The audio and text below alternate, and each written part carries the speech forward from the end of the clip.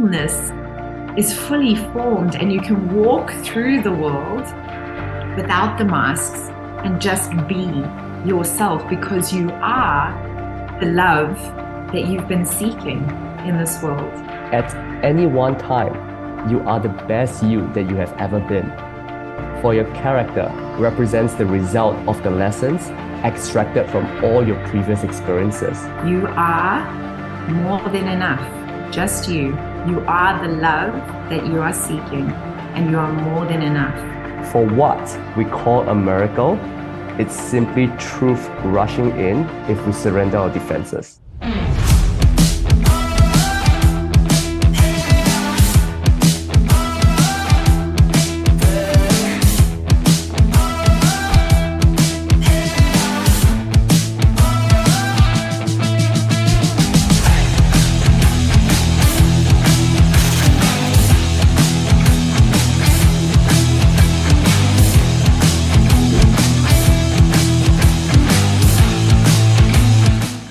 Before we begin, I would love to introduce you to the people who are going to be watching this.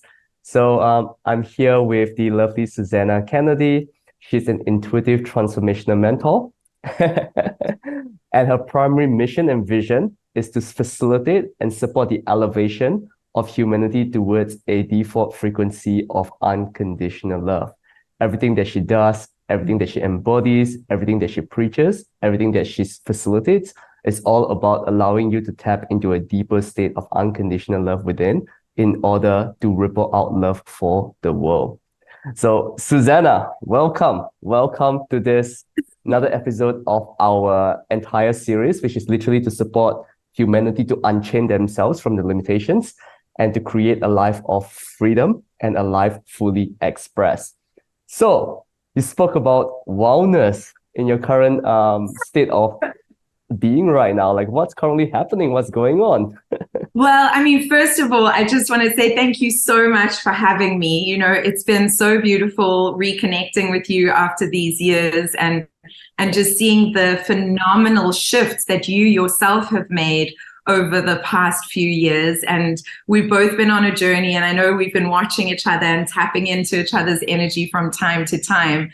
But we definitely are now resonating in a frequency that is so much more aligned. And I think more and more people are shifting into this frequency. And the frequency is about stepping into a space of unconditional love, of remembering what we actually are, which is unconditional love. And so that is why when we step into that frequency and we really start to embrace ourselves in that way, and we start to embrace all living things, not just other humans, but all living things in that way, we just expand love. And I really believe that the reason why we are here is to expand love on this planet. And so that is our purpose. That is the reason for being, right? To elevate our consciousness and expand love. So I love that we are joining together, coming together now on this mission. And I'm so excited to be talking to your audience today. And I've gone off track. I know you asked me, what are the energies doing at the moment? This is how the conversation goes. It's usually very lateral. And we usually go down the rabbit hole as we go. And people love to follow along that, because that is essentially life itself. It is highly cyclical. It is never linear. And that's how we get to embrace life. Yeah, amazing. So I love that way of being, because I think that is, you know, such a human way of being. We need to be more organic and not try and control everything, you know, because actually we're not in control of much besides our response to things, right? And our choice in actions. Those are the things we can control, but everything else, like, we need to surrender into knowing that the universe really does love us and is guiding us. Whether you believe God, Allah, Buddha, Krishna, the universe, whatever, I say all rivers lead to the same ocean, you know, and we are all a part of this beautiful web of love, really. Exactly. And so that's why I work in quite a unique way, because I have been studying personal development and healing for, oh my gosh, 20 years. Wow. But I started healing. My first healing that I remember doing. I was probably about 7 or 8 years old on a school camp. So it's like, it's really been a part of my life. I didn't know what I was doing at the I mean, I kind of knew what I was doing, but I was just being intuitively led. But so this has been a part of me my whole life, but it's only since 2016 that I've really stepped into running workshops and starting to teach. And that was the first time I felt like I was in the space to start that journey of now sharing the knowledge that I had accumulated. But also because, Ray, at that stage, I had started really embodying the knowledge. And I think that's a big difference, right? Because so many of us know we've got it like sitting up here in our brains, right? We've got the knowledge sitting here, but we don't embody the knowledge. We don't be the knowledge. We don't act from a space of knowing and being. And that's a very different space. And until I knew how to be what I was teaching, I didn't feel right about teaching it. And yeah, I went on a crazy journey of healing myself beyond what doctors thought I was possible. And when I did that, everything for me shifted, and I realized how the universe really works and how it supports you and how it's really molding every experience as an opportunity for you to experience yourself in a different way. So something that's actually been a recent realization for me is that we've always been taught that, oh, that was a lesson, right? So you get given a lesson in life. I find that too harsh, really. The universe is just love, right? So why would it teach you a lesson? It sounds like so harsh. But rather, if we can shift into a space of looking at it as the universe is stepping forward and offering you an opportunity, right, to experience yourself in a different way, an opportunity to make different choices for yourself and break patterns that you've been perpetuating that no longer serve you. Isn't that so much more expansive? Doesn't that feel like, oh, okay, yeah, I can embrace that, right? When I'm going in the wrong direction, that the universe is literally going to bring me the opportunity to choose differently because it loves me so much, because it is love. Right. Yeah. And when I'm going in the wrong direction, it's going to go, no, don't go there. And it's going to nudge me, and I'm going to think it's being cruel, my old self. But now I'm going to go, oh, it loves me. It's sending me in a new direction that is more aligned for my greatest good. So what is this beautiful opportunity that is being presented to me? One of the biggest principles of life is that every single moment, every single choice, how are we making decisions for the greatest expansion of our potential and greatest expansion of our being? And the reframe of something that feels contractive, such as lessons for you, into opportunities which feels expansive for your being. It's such a simple practice that most people can start to integrate into their way of being, in their way of doing. Like, how can I reframe something that feels contractive into something that feels expansive for me? As you said, like, the universe presents us opportunities, presents us with inflection points for us to come back into oneness, come back to love, right? And it is in this questioning and the decisions in those moment by moment, choice by choice aspects that allow us to come back to self, come back to the truth of who we are, come back to love. And so important.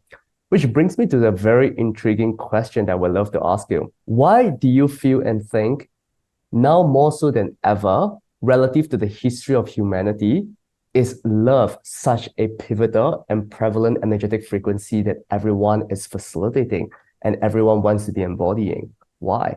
I think, that's such a beautiful question, Ray, first of all. So thank you for that question, because I do believe it's by having these correct questions, these really beautiful questions, that our subconscious mind then expands in the most profound way. Because our subconscious mind is like that little submarine that's searching for answers, right? And it's just like beep, beep, beep, beep, beep. So when you place the right question in the subconscious mind, even after you've let that question go, the subconscious mind is looking for the answer for that. So I love that question so much. And what I really feel in my being is that the universe, we are going through this massive elevation of consciousness, this expansion of consciousness that is going on at the moment. And if you look at the levels of consciousness, a lot of people on the planet are still bound within a level of consciousness that is fear-driven, and that keeps us in a very low vibrational frequency. But they are the individuals that are popping up now. There's a story actually about the 100,000 souls that would be born in our time, that would elevate our consciousness into that state of unconditional love. And it's such a beautiful thought that just 100,000 people, could actually step onto this planet, be born, be embodied on this planet. And just by doing their work, we could actually elevate the entire planet to the level of consciousness of unconditional love. And I do believe that once we shift into that consciousness, we are going to experience that new world that everyone is talking about. In fact, we are experiencing it now at different degrees. Certain individuals are already experiencing that consciousness, because the reality is that our consciousness is a frequency that we are tapping into. And as we tap into this different frequency and we experience it, that is the reality that we are experiencing. So if you are bound in a consciousness that is at a low vibrational frequency, then that's where you're bound. But time-space reality is just this very interesting concept that we can literally jump timelines, which is jumping into a different consciousness. And more people are waking up to the fact that suffering is a choice. Exactly. It's not a necessity. And I had a huge download about that, around reframing that, Ray, because so many people believe that in order to elevate their consciousness, in order to progress, in order to grow, in order to become more, they need to suffer. This is a belief system that's been very integrated on this planet of like, if you want to get better, you have to suffer. You got to work hard. Yeah, you need to feel pain. You need to do all of these things. And I even believed it, Ray. I even believed that, right? I so was bound by that at one stage, right? But the truth is, no, we don't need to suffer. We really don't need to suffer.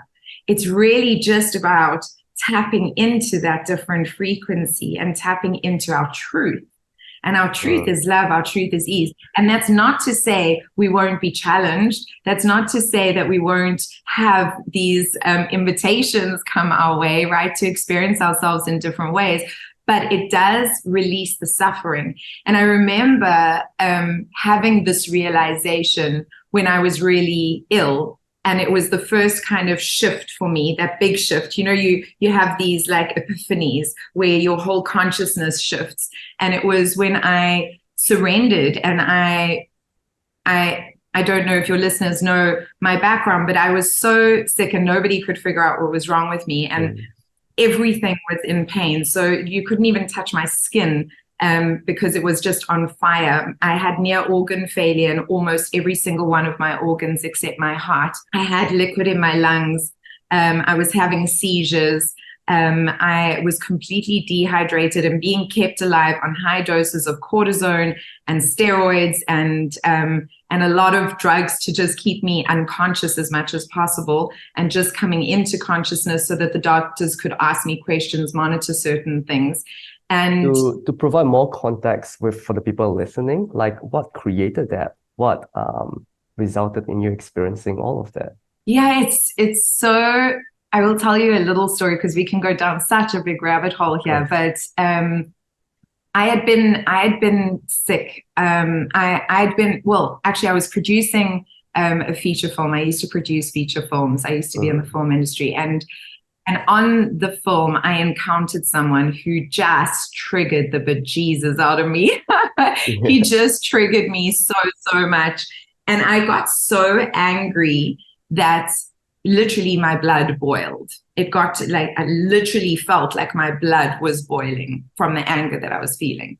And I didn't understand why he was triggering me in this way. But of course, the universe in its divine wisdom was bringing me this opportunity to heal an aspect of myself that had lain dormant, that was suppressed deep within me, that I hadn't actually loved into wholeness, and was just being held and causing an infection within me. Because the universe is so great. It's like, you know, when you get a splinter in your toe, Ray, you will find every table, every wall, that splinter, your toe will just keep banging, because the universe is going, hey, there's a splinter in your toe. Hi, sorry, can you look at your toe? There's a splinter in your toe. Yeah. But you keep avoiding going and looking at the toe because it's too sore to dig that splinter out, right?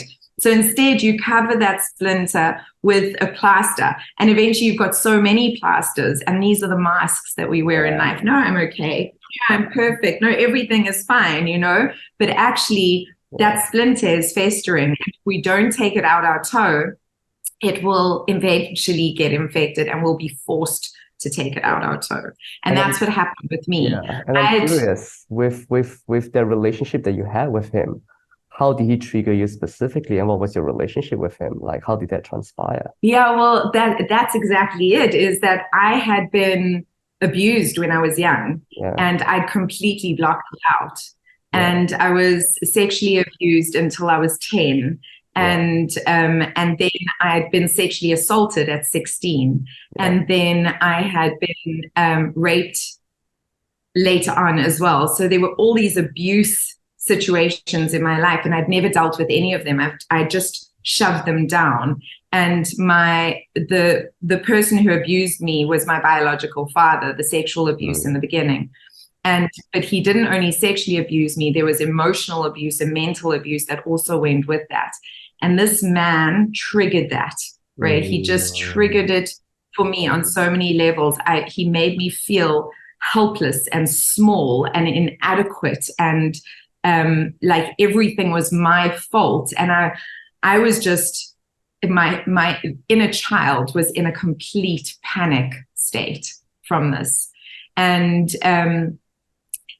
anyway, a lot of things happened, which led to me being put on the wrong medication, which then led to me trying to commit suicide, and which led to my mom. They wanted to put me in a mental institute. They were like, you've got to just put her in a mental institute. And my mom, in her divine wisdom, said, no, something else is going on. This is not my daughter. And she put me in a secondary facility, and I spent 4 months healing there, like actually taking the time to face myself, which I had never done. I had always taught it, like spoken about it. I had the knowledge, but I'd never actually taken the time to face myself. And I remember being in a session with my amazing psychologist, and he said, as within, so without. We were doing shadow work. And he said, Susana, he said, you've attracted so much abuse into your life. Where are you abusive? And I actually got cross. I was like, what? Me abusive? I step over ants, for God's sake. How can you say that I'm abusive? I've never consciously hurt another living thing in my life, right? And he was very calm, and he said, Susana, just go away and think about it. And so I did. I went away and very cross with the situation. I thought about it. And then I remember that moment like it was yesterday. It was like it hit me in my chest like a ton of bricks. I'd been abusing myself my whole life.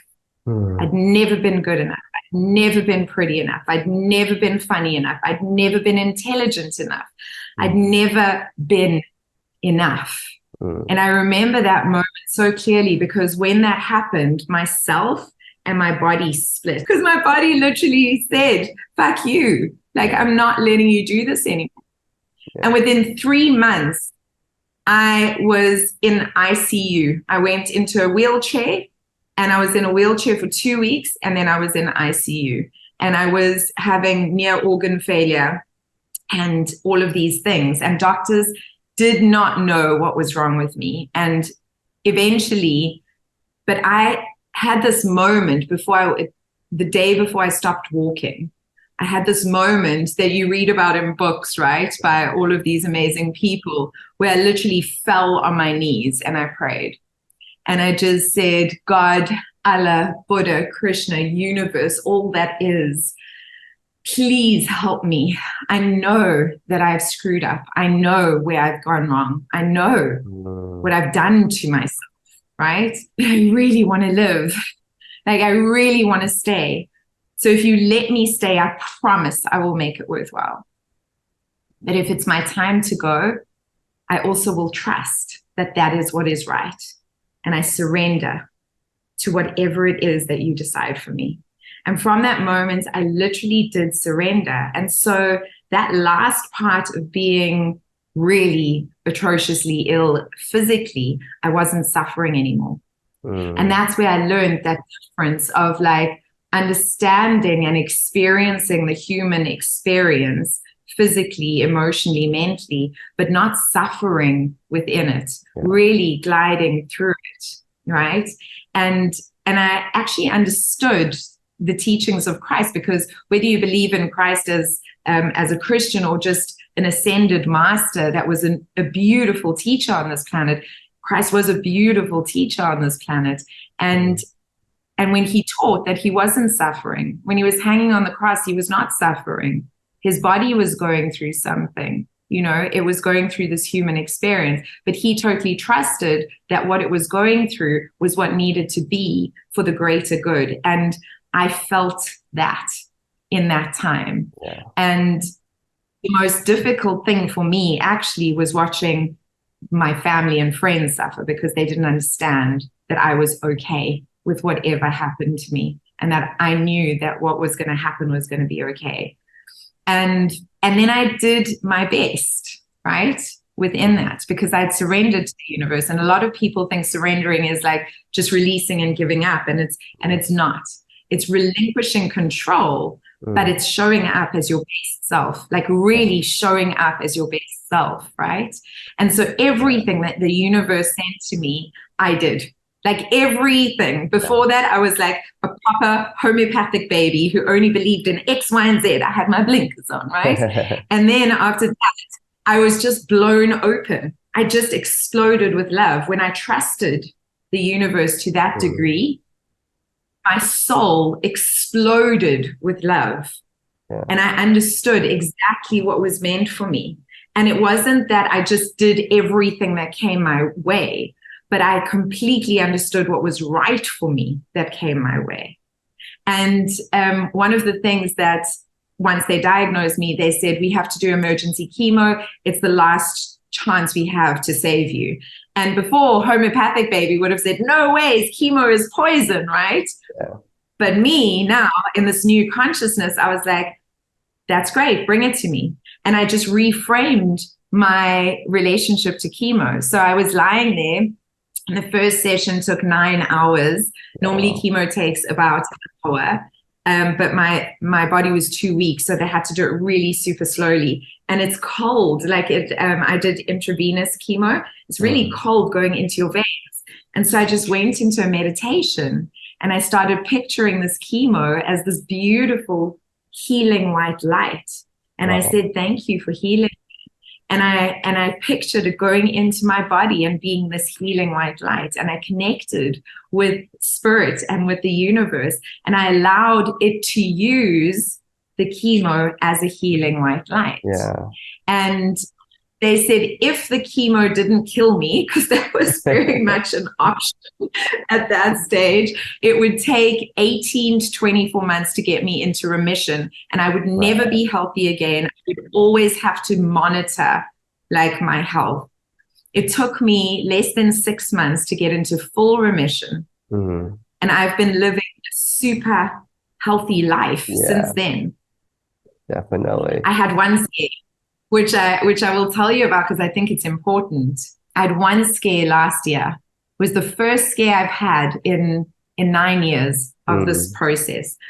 But as time goes, Ray, you sometimes forget who you are, right? You know that beautiful saying, she remembered who she was and the game changed, right? And that happened to me. Like I had been on this beautiful journey. I'd been expanding. There'd been all of these things. And of course, as we go, we're like a spiral going up. Yeah, so correct. people think, oh, I've backtracked, right? You'll never backtrack to here. You'll maybe just like go there and then you continue up. Yeah. But I definitely gotten to a point of like forgetting who I was, and I was super stressed.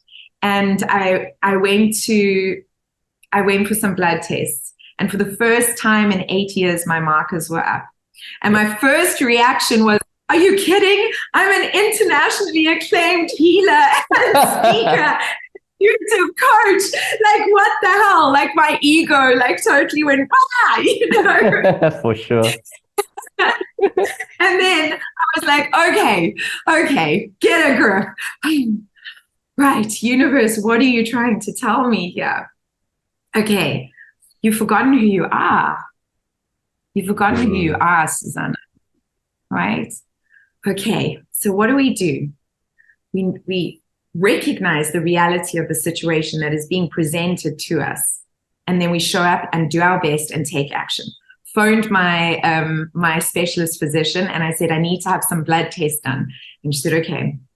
And so I wait, and I need an appointment. And she said, okay, but I can only see you in 3 weeks.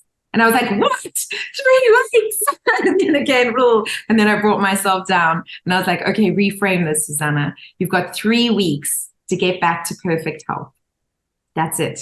Thank you, universe, for this opportunity to remember who I am. And so I went and I had the blood test. The blood tests were not good, right? And then for the next 3 weeks, I just dedicated myself to my healing practices and shifting my vibrational frequency back to myself, back to my truth. And I went and I sat in her office, and she opened the new blood test that I just had on that day, and she looked at them and she smiled at me and she said, Susana, it's so good to see you. You're looking wonderful. What can I do for you today? And I said, can you please just give me a checkup? And she said, sure. And she did a thorough, complete checkup. And then she sat down and she said, so why are you here? And I said, can you tell me what the blood tests say? And she looked at them and she said, yeah, you're absolutely perfect and healthy. What made you come in for your appointment today? And I pulled out the blood tests from weeks earlier and I placed them in front of her.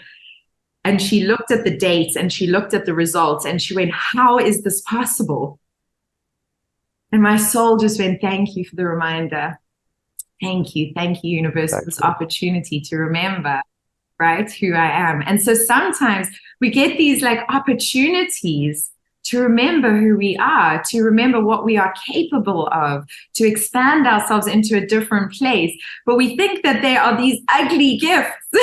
Exactly. And so like our ego wants to reject them, right? We're like, no. 100%, because our ego loves to fight.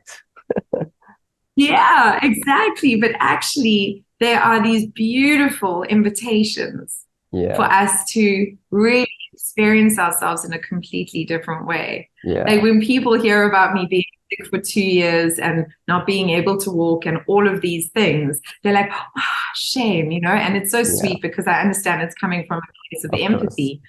But I'm so grateful for that journey. I'm grateful for every step of that journey. I'm even grateful for that frustrating man that came into my life and triggered the bejesus out of me. Yeah, they brought everything out. Yeah, 100%. Yeah. Such a lovely, lovely experience, and the grace and the joy in how you shared your experiences in your story really shine light on the embodiment of love for self, because everything that you have expressed, to bring it down into one sentence, it's this, right? For everyone who's listening, so powerful. For what we call a miracle, it's simply truth rushing in if we surrender our defenses. That's it. I love that. What a beautiful definition of a miracle. Say it again, Ray. Say it again. For what we call a miracle, it's simply the truth rushing in, the unconditional truth rushing in, if we surrender our defenses. And you've literally expressed a narrative that reflected that. I would love for us to go even deeper because, like, just based on what you're sharing, a couple of things have come up for me in terms of the universal lessons that people can take away from this. The first thing first, it's everything that has been rejected, repressed, and resisted will always come to the surface in ways that you can never perceive, right? Your past experiences, the emotions that you have chosen to repress because of pain, because of anger, eventually, as you begin to embody unconditional love within self, and love becomes the default frequency that is calling you forward, all of these repressed emotions will be called forward as well. And when you begin to repress too much, what ends up happening is a whole-on implosion, right? That you can't even foresee. And you have to face that.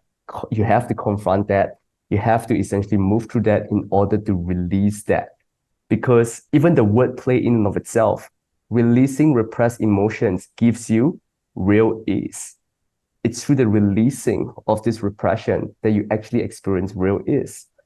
And as we begin to really understand this, there will be a couple of people who are probably watching this this interview, and even myself included. I personally have been in relationships, close loved ones who have experienced sexual assault and sexual abuse in the past. And it's very, very difficult when you are in a state of pain and suffering, especially when your physical freedom has been taken away from you, to actually look at yourself and ask yourself this question, like, how did I create this? Because it's so hard to look at it that way. It's so difficult, especially when your freedom has been taken away from you, literally externally and physically, on such a destructive process, right? So I would love to shed light on that, especially with your own journey through sexual assault and sexual abuse. What are some aspects that can really serve people and help this, I'd say, people who have been through sexual assault and abuse, to help them to tap into the love within themselves, to take back command over their own spirit, sovereignty over their own being, sovereignty over their own body? What are some suggestions and advice you have based on your own experiences? Because if they're experiencing that level of pain and suffering, how do they get out of it? What do you foresee? Sure, this is another beautiful, beautiful question. And I think one that comes up so often. And I think, Ray, to be honest, I have some of the answer, but not the entire answer, because I think that, you know, as I journey through this, I have healed layers of it, but I'm still in the process of healing the entirety of it. So when it comes to, for instance, the sexual abuse that happened with my biological father, I think I've healed the most in that area. And I think what I want to say to everybody that is listening, that has been through something similar, I want to give you this hope that, and this understanding that I've truly come to a place of true forgiveness and even compassion towards him. And so when I think of him, I actually send him love. I send him love and compassion. And I know that sounds very far for some of you. And I'm not there with all of the sexual assaults that have happened to me, but I practice it anyway. And so I have healed aspects of this and layers of it, but not its entirety, because I think that it's such a big wound to heal. And so I can give you what I have, how I have navigated it, some of the tools that I've used and some of the awarenesses that I've used. And it actually brings me back to what you were saying about miracles. I had this calling, and it said, Susana, you are a conduit for miracles.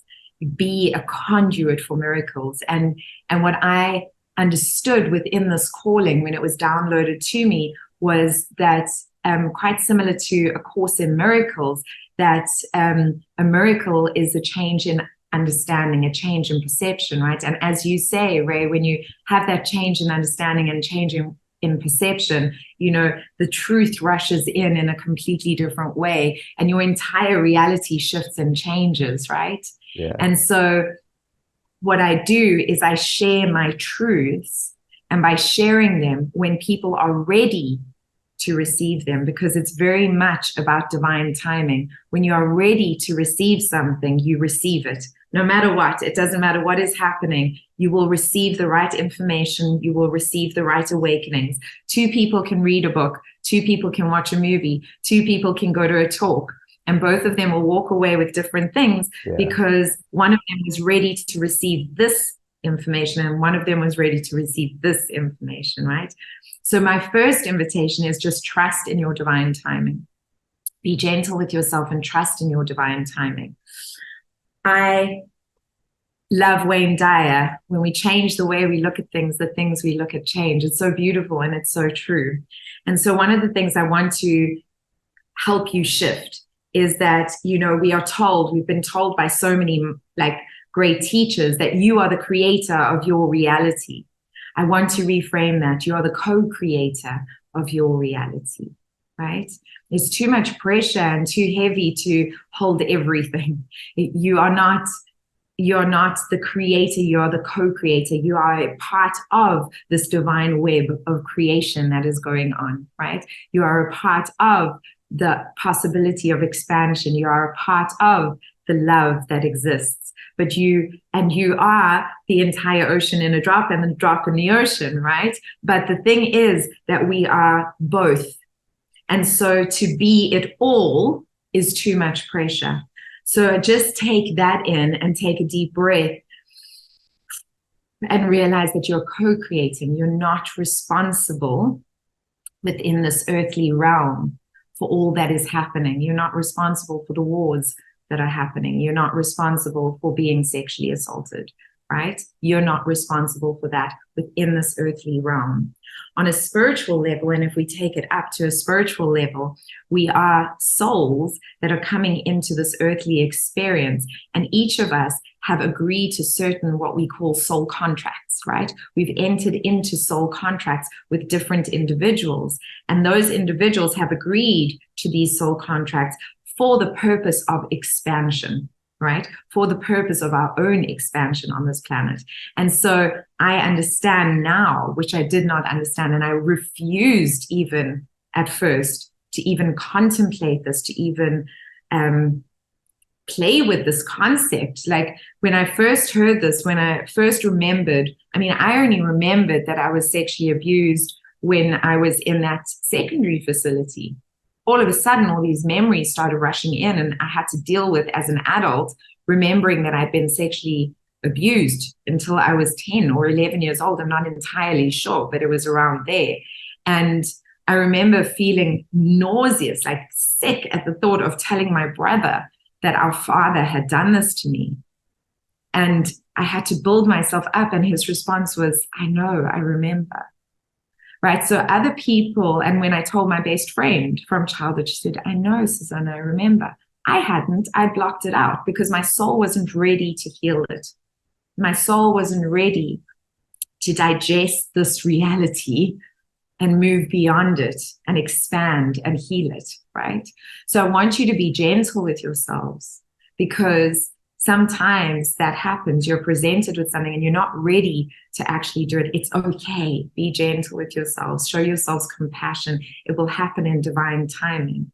And when you are ready, the universe will provide the support that you need. And I remember one of the first things that I heard that really stuck to me was this story about this little curious angel. It's just a story, so bear with me. This little curious angel who goes to God and says, God, what am I? And God says, you are excitement. And the little angel goes, wonderful, and goes running around and is excitement, and comes back and says, God, what else am I? And God says, you are curiosity. This is so exciting. Off they go. And this little being keeps coming back to God and coming back and coming back, and God keeps saying different beautiful aspects. But eventually, the little angel has gone through all the positive things, right? And we are the entire ocean in a drop. We are everything, right? So as much as we are love, we do contain the ability to be hate. As much as we are compassionate, we contain the ability to abuse, right? as much as we are all of these things, we contain the ability. And it is only through really understanding that and then loving even those aspects of ourselves, like I did. I recognized the abuser in me, right? And when I did, everything shifted for me, because I then went, and I understood where it came from. And I understood how to love it back into wholeness, because that's really it, is loving ourselves back into wholeness by seeing these aspects, like you say, Ray, you know, these aspects of ourselves, these triggers, these shadows that exist within ourselves that we shove away, that we want to hide, that we feel ashamed of, right? By loving these things into light, we integrate them and we become whole. And this is such a beautiful and challenging journey, because it's hard to look at yourself and recognize your wholeness, right? And then make the choices and the decisions to vibrate at the frequency, to be the love. And when we do, the wholeness is fully formed, and you can walk through the world without the masks and just be yourself, because you are the love that you've been seeking in this world. And part of that entails learning compassion, 100%. deep compassion, not only for yourself, but for others. And when I looked at this journey with my biological father and started contemplating what he had gone through in order to make him that kind of man, to do the things that he did to me, and my heart started aching for him. And I really went on this journey of finding this deep compassion for him. And I would not be the teacher that I am today. I would not have the consciousness, the expansion of awareness that I have today without having gone through what I went through. I know that. I would not be able to show up in this world in this way and be who I am without those experiences. And so I even have gratitude for what I went through, as difficult as that might be for a lot of people to grasp. And I've even moved beyond that being my story, because at one point that was my story, right? It became my story. It started defining me, right? I'm a survivor of this thing that happened to me. Now it no longer even defines me. It's something that happened. It's a part of my past. But actually, who I am is this being who really lives from a place of love, in abundance, in the most beautiful home I could ever imagine, doing work that is so aligned with purpose, you know, that fills me, that contributes to the raising of consciousness on this planet, which is my absolute wish, that expands love in the people I get to interact with. That's my story now, right? So we can also choose what our story is. And so another beautiful little tale that I'm just going to tell people, I love telling stories because this sticks in people's minds, right? Is there is this journalist, and he's on his way to an interview, and he's running down the road, and he's a little bit late, and he goes past this beggar, and the beggar stops him and he says, "Please, sir, please." He says, "Please, can you give me some change? Nobody's ever helped me in my whole life. My mother was an alcoholic. My father was abusive. I just need some help, please, sir." And this journalist feels awful, opens his wallet, empties it out, gives it to the man, and runs off to the interview. And he goes to this interview and he interviews this dynamic human being who's the CEO of this company, but he's also this philanthropist. And the way he runs his business just empowers all the employees. And it really uplifts the planet. And he's so inspired by this man. And he says, "I have one more question." He says, "You've done all of these amazing things. You're this incredible man. I'm so inspired by you. Like, what inspired you to become this way?" And he said, "Well, I was born with nothing. You know, my mother was an alcoholic. My father was abusive. And I swore that I would make a difference, that I would never be like them, that I would change the world in some way." And that is our choice. That is our choice. Each and every one of us, we can either become defined by our past and exist there, stay locked there in the prison of it, right? Or we can find forgiveness, compassion, and love and set ourselves free and create a new future for ourselves that is abundant, that is filled with love, that is filled with all of the things that we truly can align with as our most empowered selves. And I want everyone listening to know that that is possible for you. Because if I can do it, trust me, you can do it too. There's nothing special about me. I mean, I'm special, but not in that way, right? All of us are special, not in that way. Like if I can do it, you can do it, right? Everyone is able to do it. 100%. And so powerful in essence, like everything that you have expressed, it's the ability for us to transmute pain into purpose, trauma into transformation. Like, what do we actually want for ourselves? How do we actually want to facilitate life? Just based on what you're saying, you know, like when we talk about compassion, and I would love to share this paragraph, this couple of paragraphs with you and for the people who are watching. At any one time, you are the best you that you have ever been. For your character represents the result of the lessons extracted from all your previous experiences. Character must not be confused with personality. The personality of an individual is a conscious choice for a given lifetime, serving as a tool, a scaffolding, affording him or her the learning of a particular set of lessons he or she has set out to learn in that lifetime. Once this is understood, truly understood with the heart and not merely the intellect, then judging the criminal, the power broker, the enslaver, the child molester, the thief, and the rest of the undesirable elements is an impossibility. When these are seen as beautiful gods, as innocent souls playing out certain roles on the stage of their particular life stream for the purpose of enriching their souls with the emotion for learning purposes, then we do not judge, we educate. Beautiful. Is that part of your book?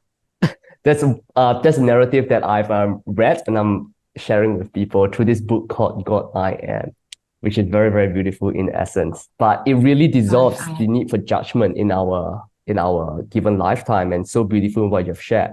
The final question I have for you, Susana. Final question I have for you. Can I, before you ask that final question, Ray, can I quickly just add one thing to what you've said? I didn't actually finish the angel story. So the little angel, once it had gone through all of those things, you know, God said, do you really want to know more? And this very brave other spirit stepped forward and said, I will help you learn those things. But he looked incredibly sad. And the little being looked up at him and said, wonderful, but why do you look so sad? And it said, because some of those lessons are going to be incredibly challenging for you, right? And that is, sometimes we invite in these brave spirits to bring us the opportunity to shift. And I agree with you 100%. What you said is so true and so accurate.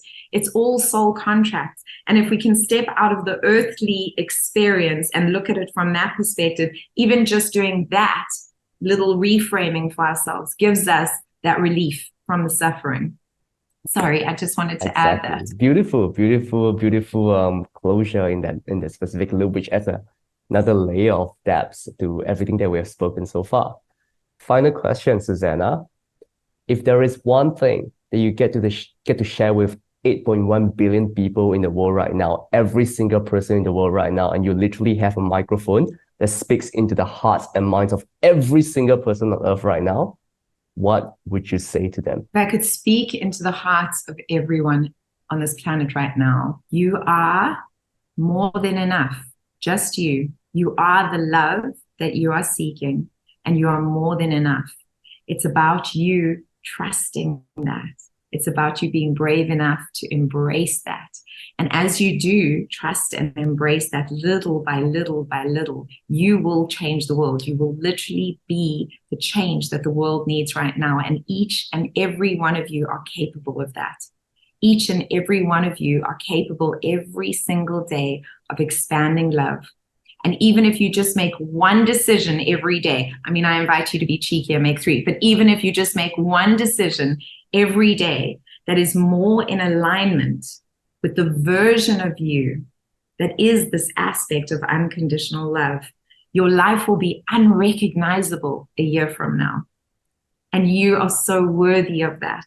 So I really, really, really, really hope that you will take me up on this beautiful offer and request to do that. And I send you so much love and support. Boom. That's it. Boom, boom, boom. Your unconditional truth will set you free. Thanks for watching. If you enjoyed this episode and believe in our mission to create a positive impact in the world, hit that subscribe button so you never miss our epic content. If it inspired you, share on social media. Imagine the ripple effect we could create together. Don't forget to tag me using my social media handles in the description below. We have some mind-blowing episodes coming up that you won't want to miss. Together, let's create a wave of change. Stay curious, stay inspired, and I'll see you in the next one.